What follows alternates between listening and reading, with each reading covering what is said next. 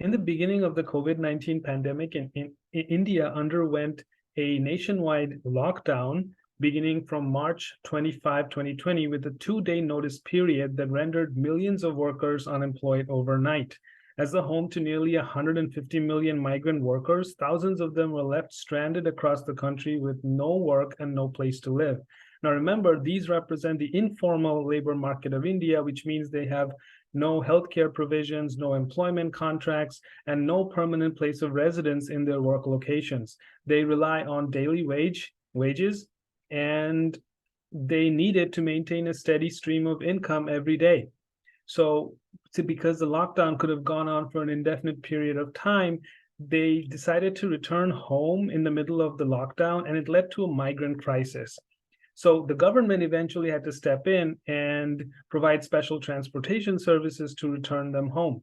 My research focuses on the impact of this lockdown on the subsequent employment decisions and migration patterns in 2020 and 2021. Using data collected by government transport departments, I drew a sample of migrant workers from the state of Madhya Pradesh, or MP, and conducted over 1,200 phone surveys in a period of 2 months. Using a few statistical models, I found that the biggest factor motivating a migrant's decision to change their occupation was the ownership of agricultural land.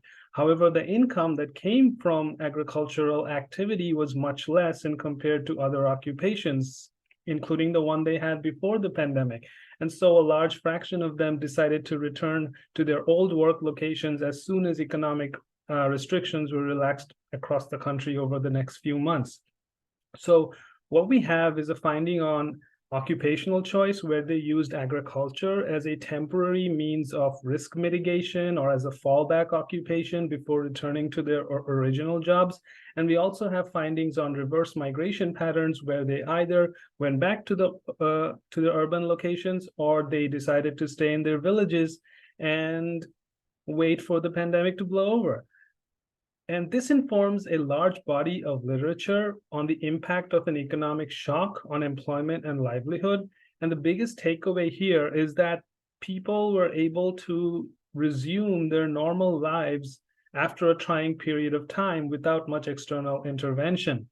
So this means that the migrant exodus was actually caused by the lockdown and not so much by the pandemic in the first place. So we have an institutional need to create better crisis management systems that focus on the events immediately after and not so much on the long-term management plans.